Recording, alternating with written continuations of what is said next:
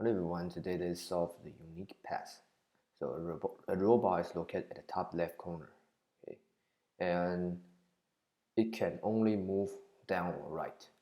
So we have to calculate the possible unique paths. So in order to solve this question, we have to use dynamic programming. We have to remember the possible unique paths for previous position. So let's use this as example. So for the first row, the only way you can go to each column is to go from left to right, right? If you want to go to this column, you can only go left from right. So there's only one way. If you want to go here, you can only go from this place to here, right? So there's only one way. It's all the same. And for the first column, it's also the same. No matter which row you want to go, you can only go from the top. Right? So 1, 1. And then for other position, we can, if you want to go to this position, you can either go from top or go from left, right? So you have two ways. So we can create a formula like this for the other position. Okay. Row, column. D represents the possible unique path for this row and column. Is that you can go from the top, right? So 0 minus 1. The possible way for the row minus 1, okay, plus the possible way from the left. So row and column minus 1. Let's see. Use, for example, here. The possible way for this position is go from the top, right? So row minus 1. So it's 2. And also plus the possible way from the left. So it's 1. So 2 plus 1 is 3. For this position, 1 plus 2. This position, 3 plus 3, 6. 1 plus 3, 4. 4 plus 6, 10.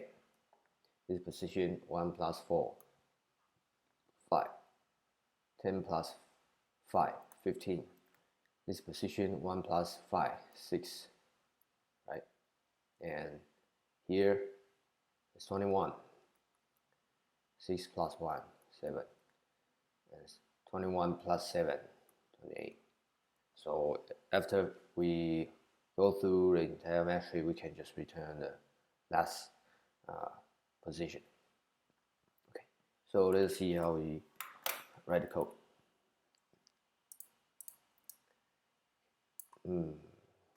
Smaller.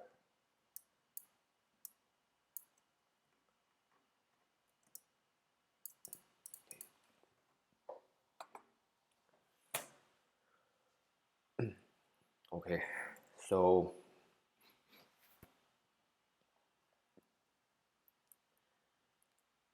maybe let's check the boundary and smaller than 1.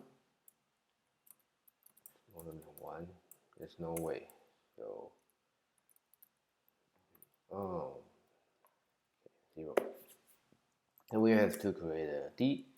D represents the possible unique path for the position. M. The possible unique path for the position M. This 2D metric. Okay. And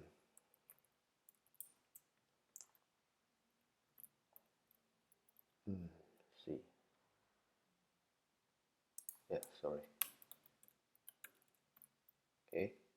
And M represent for the rows, and is columns. So here I have to build a metric first.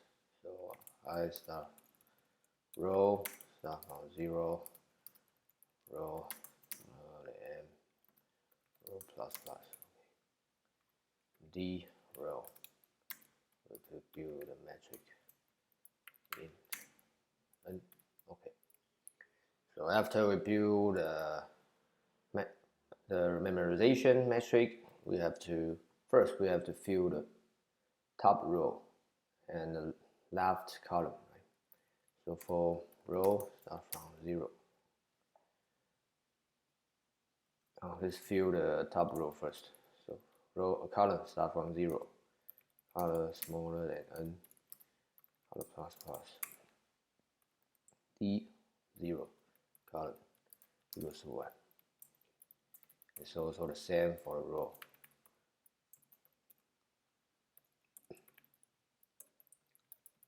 Plus plus. Row 0. It's also the 1, right? And for the rest, we just from row start from 1, row smaller than row plus plus. Use 2 for loop. Column start from 1, column smaller than column plus plus. For the position, okay, of row and column, the possible unique paths is that you can go from the top, right? Go from the top is row minus 1. Plus, you can also go from the left. Right? So the row column minus 1. In the end, we just return the last possible unique path.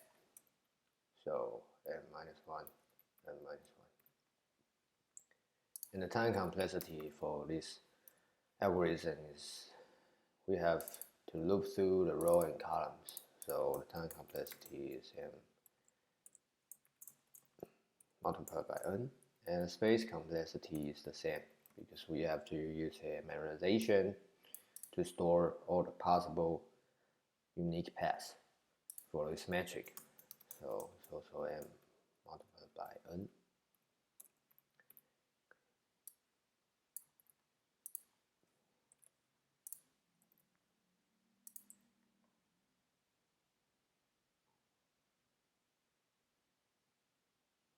Yeah, so that's it.